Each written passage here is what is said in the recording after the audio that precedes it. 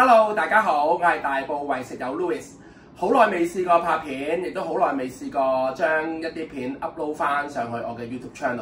咁但係咧，喺2025年啦，食咗個飯局啦，我係好想記錄翻低當其時食咗呢一餐嘢嘅每一個嘅餸菜咧。咁咧就自己我當我自己嚟留念都好啦，或者咧同大家分享下又好啦，因為呢一個真係我期待已久嘅飯局嚟嘅，而完成咗啦，完成度亦都非常之高，亦都好滿意嘅，咁所以我想將每一道菜咧去記錄低咁樣。咁呢一間嘢係咩咧？咁咧如果有睇我 Facebook 專頁咧，我都有講到啦。呢一間咧就係我期待咗7年嘅皇仁舊新會個中菜廳啦。咁咧之前咧聽嗰啲人話，哇幾咁好食喎，幾咁正喎，但係咧都冇一啲朋友幫我可以 book 到呢一個嘅中菜廳食到嘅，直至到咧半年之前，咁咧原來我個朋友咧係一個皇仁嘅舊新嚟嘅喎，跟住之後咧佢話你咁想食啊，跟住之後咧就幫我 book 啦咁樣，咁然之後咧就排除萬難之後咧，即係唔係排除萬難嘅，佢好似講到好簡單，只不過有時間俾佢得噶啦。跟住之後咧就 book 咗呢一間嘅中菜館咧，償翻我呢非常之渴求嘅心願咯。咁我所以咧我就將嗰日咧就食咗11味餸嘅。咁咧我就想將11味餸咧都講晒俾大家聽。當陣時每一款嗰個食情況係點樣？咁講個菜單先。個菜單咧，其實咧當其時我朋友話你想食乜嘢啊？咁樣我同你寫咩菜單？其實我係兩圍嘅。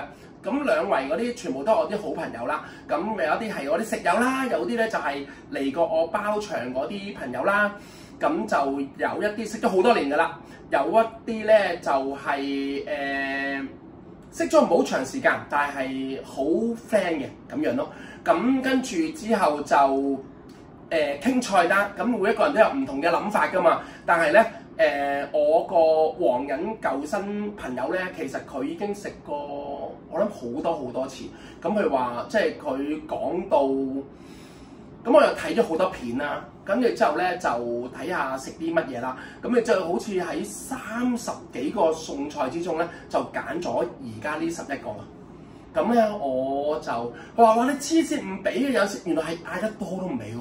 即係佢好多 set 咧都係可能7餸1湯啊，就話冇㗎啦，唔俾你加㗎。即係唔係你話想話我想食到16味、18味，我大把錢咁樣個，其實原來都唔得㗎。即係個廚咧唔係話你食得多款式，佢就俾你嗌。咁我差唔多用到懇求，因為我知道我唔係時日無多，但係我真係期待咗好耐啊嘛。我有樣樣都想食啊嘛。咁所以咧，當其時好似我叫我啲 friend 咧，早餐就唔好食，午餐最基本，跟住之後咧就去呢一餐咯，咁樣。咁就好期待啦！去到12月29號就去到皇仁嘅舊新會啦。當其時咧，我係緊張到驚塞車啦。驚點樣耽誤時間啦？其實我5點幾我去到，約6點半去嗰度，6點9嘅，但係我5點半就已經去到皇仁舊新會嗰度咯。咁因為好期待啊，因為呢一局真係咁咧，就我而家逐個講啦。咁可能中間我可以講下停咗都唔出奇嘅喎，因為咧我又要可能再睇翻下啲相啊，攞下啲回憶啊，咁樣各樣嘢都唔出奇。咁我就頭先我已經睇咗頭嗰幾個㗎啦，咁所以咧可以同大家分享翻。第一個餸菜，咁咧其實喺未嚟餸菜之前，其實佢俾啲腰果我食咧，我都開心嘅，啲腰果都好食嘅。咁我覺得啲腰果似240嘅腰果咯，就唔係320啦。即係其實腰果有分 size 㗎嘛。240就好似1磅有240粒，320就1磅有320粒啦。咁我就佢好似比240比較大粒啲嘅腰果，我覺得係都整得好食嘅咁樣。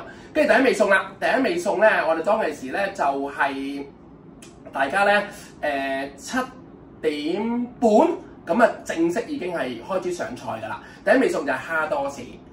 蝦多士咧，本來就唔喺我哋嗰個 list 原本嘅 list 入邊嘅，但係有一個食友，即係有一個紅酒達人啦，就話咧蝦多士唔食唔得噶喎，一定要食。跟住之後咧，我係懇求咧，當其時幫我哋去訂飯局嘅朋友啦，咁咧就係加埋上去嘅。咁但係呢個蝦多士真係好好食咯。咁嗰個蝦膠嘅成分好多啦。咁咧嗱呢一味係第一味啦。咁但係當其時咧，我就好多會即係如果我哋作為餵食友啦，咁可能會將佢從之前過往食過嘅嘢去相比啦。大家都係即係如果當高嘅即係自以為覺得啊呢個係我當其時未食呢個之前仲係最好食嘅，就係我當其時覺得鳳城嘅蝦多士好好食嘅。咁跟住呢個蝦多士咧，其實嗰個多士成分唔係咁高。咁我覺得佢但係成個蝦炸得好香脆，入邊咧嗰個蝦亦都係好甜咯。我覺得就係、亦都係好彈牙咯。咁我覺得係呢個恰到好處咧，令我俾到好高分呢個蝦多士嘅。咁呢個係第一味，我覺得係第一味已經係我覺得先聲奪人啦。哦，我明明食過好多蝦多士咯，但係呢個咁鬼好食嘅咁樣咯。跟住之後咧，就第二個餸嚟啦，即係食完蝦多士嘅差唔多大概10零秒、20秒，跟住之後咧就已經嚟第二個餸啦。第二個餸咧就係桂花糖整嘅美國筒蠔。咁呢一個咧就係黃人嗰個舊生，即係幫我去訂台嗰個咧，佢 highly recommend 嘅。佢話試下呢個筒蠔啊，其實佢真係整得幾好嘅咁樣。咁但係佢嗰個桂花糖整落個蠔嗰度，我其實如果佢唔咁樣介紹，我未必嗌嘅咁樣。咁但係咧，佢咁樣講完之後咧，咁當然嗌咗啦。咁我覺得咧真係冇後悔。咁咧佢由我食嗰一啖，咁就嗰個桂花糖味啦，跟住之後蠔嘅鮮味啦，咁佢都係好似煎封咗定係點樣啦，咁總之係好脆嘅面嘅，跟住之後咧入邊咧就嗰個水分都好高，即係咬落去好似爆汁咁樣。咁呢一個嘅筒蠔咧，亦當其時，因為我哋每一次為食友飯局咧都會投票，你自己最中意嗰3個係點樣嘅？咁呢個都好多人係投選呢一個係去3甲之內咯。咁我自己有冇投呢個？我冇投呢個。咁我到最尾我會講翻我自己投咗邊幾個咁樣嘅。咁咧之後咧就第3個啦。第3個就係炸豬手。嗰個炸豬手咧，哇！好似其實嗰幾樣嘢全部都係熱氣嘢喎。但係因為我睇過好多篇，大家去食完皇仁舊新會咁，因為我驚後悔，所以我睇咗人哋好多篇嘅食評啊，或者YouTube 嘅。咁咧炸豬手又係要食嘅，又話咧如果一世人都食一次，如果係呢個同呢款揀嗰時咧，炸豬手又一定要揀。咁所以我都揀咗嘅。咁一樣係，我覺得師傅即係皇仁舊新會嘅師傅咧，佢真係處理炸嘢係好好，即係嗰個恰到好處咧，就係唔係話啊同上面嗰個樣同前嗰個樣唔係嘅，佢係將佢本身嗰個食材透過炸呢個功夫咧，係點樣表露到佢最好食嘅一面咯。咁呢個炸豬手又係有呢個感覺咯，又係覺得佢好勁嘅骨膠原啊咁樣咯。咁呢一個炸豬手，我覺得係會唔會係我食過之中最好食咧？就算唔係，都肯定係3甲呢個炸豬手。跟住第四個咧就係、如果唔嗌咧，喺皇仁舊新會唔嗌會俾雷劈嘅。咁同埋話等於你冇去過，就係個佛跳牆。個佛跳牆已經充滿咗一個好高嘅期望啊值啊！咁如果佢即係只要佢稍為有啲失誤，就好容易會變成咗都係咁啫。佛跳牆咪即係將嗰啲貴嘅嘢擺埋一堆咁樣，可能就係咁樣嘅啫。但係其實唔係咯。其實我由睇過好多篇報道，一定要嗌呢個佛跳牆，到真係嚟到啦，見到嗰嚿嘢啦，搣開嗰張可能燉嗰張紙啦，揭開個蓋啦，嗰個香味咧〜其實我哋係 book 咗房㗎嘛，係成個房都會聞得到。跟住之後，佢嗰個佛跳牆嗰個澎湃程度啦，無論佢嘅冬菇啦，無論佢嘅水盤啦，無論佢個鮑魚啦，即係一串住嘅，全部都係，仲有嗰個火同嗰嚿骨，嗰個火腿嘅香味係黐線咁正，同埋咁和諧同埋更融合，呢個係相當緊要。有陣時就話你成堆嘢咪又煲出嚟嗰啲味，其實唔係，係有一種純嘅感覺。同埋你見到咁澎湃嘅料咧，亦都有一種好開心嘅感覺㗎。咁我係認同咗，如果你去到皇仁舊生會唔食佛跳牆係會俾雷劈嘅呢一個理論咯。咁真係我覺得係會嘅。跟住第五個咧就係皇仁舊生會裡面嘅 off menu 嚟嘅，即係隱藏餐牌。喺呢一個嘅餸菜咧係平時嗰啲 menu 見唔到嘅，咁所以呢一啲咧其實最勾起人哋個心。我平時冇㗎，平時冇㗎，係你訂嗰時我就整俾你啦咁樣。哇！即係呢啲係最勾到人哋去叫㗎嘛。呢個就係個焗魚腸咯。個焗魚腸咧外脆內軟。咁因為我都識幾多客家朋友嘅，咁亦都有幾多客家廚嘅高手啦。咁我譬如去到啲圍村都食過焗魚腸啦，去大明華啊，各樣嘢都食過啦。但係如果相比嘅話咧，呢度真係我自己覺得啫，個人感覺係勝一籌，真係好好食。佢係能夠用到，我覺得呢一樣嘢式微嘅原因係因為佢個功夫多。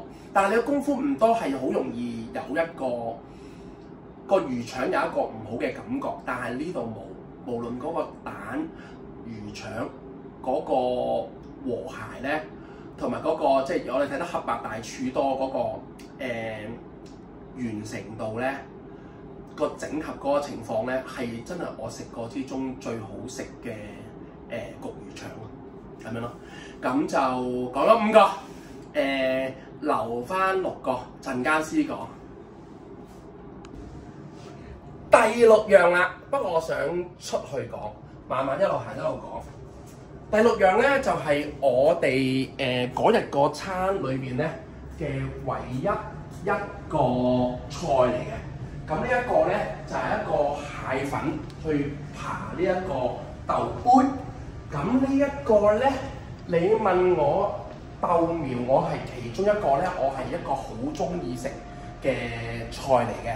咁佢係用豆杯啦，但係佢嗰個蟹粉咧配呢個豆苗係又夾到不得了嘅。咁同埋好名貴啦。咁咧就又食到啲蟹粉嘅菜式嗰陣時，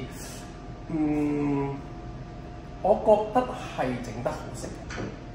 雖然我冇投到喺我3甲之內，但係都係我嗰日嘅。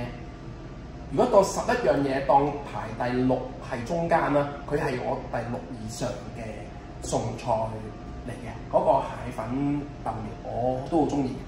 到第7樣啦，第7樣咧就係、又係算係聽我朋友講，我當時有好多餸菜揀呢個，話呢個好唔好食。咁佢話都多人揀嘅，咁咧就叫聖子煎嗰個米粉。咁嗰個聖子其實處理得唔好就韌啦，好似橡筋啦。咁嗰個煎米粉如果煎得唔好食，就同個聖子唔夾啦。咁佢嗰度整得好好，無論喺個聖子嗰個生熟度啦，同埋嗰個煎米粉嗰個夾嗰個和諧度咧，都係做得好好。咁我覺得個聖子煎米粉咧係好好味道。咁我覺得同埋嗰個海鮮類嘅感覺好突出啊！咁我有陣時，我頭先我哋之前都好似食咗好多肉類嘅嘢啦，咁樣。咁我覺得呢一個聖子煎米粉咧係去到呢度嗰陣時咧，大家都好開心。咁同埋咧狂飲酒啊嗰陣時都已經係有一啲朋友拎咗啲好靚嘅殺雞過嚟啊，咁就話夾嗰個佛跳牆開始就開始飲呢一個嘅殺雞，跟住之後咧就每一道菜嗰陣時咧，咁有一啲朋友拎啲紅酒嚟啊，又可以夾啊，咁即係食豬手嗰陣時，咁到呢一個咧煎米粉咧，好似有啲海鮮餐嘅味道啊，即係好似開心咁樣。跟住之後第8個。第8個係我諗住唔嗌嘅，亦都冇諗住喺呢個 menu 入邊嘅，因為係一樣我自己唔中意食嘅嘢，即係以往係嗰個煎倉魚。煎倉魚咧，雖然有陣時所謂一倉二芒啦，即係話最好食嘅魚就係倉魚啦。其實我不嬲都唔認同㗎，即係我肯定我自己中意食斑食鱔。食其他魚都可能高分過食倉魚，因為我未食過一啲好食嘅倉魚啦。咁所以我之前諗住唔要嘅。咁但係咧，佢話你唔中意食啫，但係呢個真係好好食嘅喎。跟住之後話咁是但咯。咁我話你都嗌咁多嘢，咁我有陣時咪我呢個唔食，我咪食其餘嗰10樣嘢咯。但係個煎倉魚係我排第1名，喺呢一個餸菜裏邊，我係排第1，即係11個餸菜裏邊，我揀最中意嘅係排第1。排第1嘅原因就係因為我以往我係唔食呢一種嘢嘅，或者未食過好食嘅倉魚，但係嗰日炸嘅恰到好處啦，同埋我食嗰陣時嗰個飽滿啦，又係好勁大條嘅倉魚啦，好好食。如果真係即係嗰日我頭先噏咗好好食、勁好食、超級好食，我都噏過好多次啦。但係呢一個倉魚真係我食過嘅最好食嘅倉魚，所以我嗰日排第1嘅，即係我未食過咁好食嘅倉魚咯。咁所以呢一個如果倉魚個煎倉魚，我覺得除咗個佛跳牆會唔係會俾雷劈之外咧，其實煎倉魚都介乎啊俾雷劈嗰個階段，我自己覺得係咯。跟住之後咧就到炸翅雞，炸翅雞即係好多嘢都係炸嗬，但係咧因為我太多嘢，如果唔嗌都可能會係唔好啊或者後悔。跟住之後咧，咁有炸翅雞有其他雞揀嘅，但係其實 end up 就話一定要試過炸翅雞，因為有好多講佢話講下最好食嘅呢一個係我呢一生人中食過最正嘅炸翅雞啊，各樣嘢咁樣咯。咁所以都係嗌咗，但係就真係冇後悔咯。因為其實佢嗰個皮咧係蝦片咁樣，但係又好唔厚啊。但係食嗰時係一定係咯咯聲啊。但係個雞肉嗰啲，即係你話好似係已經係最基本㗎啦。但係佢嗰個啦啦聲嗰度真係堅好食，個炸翅雞都係堅好食。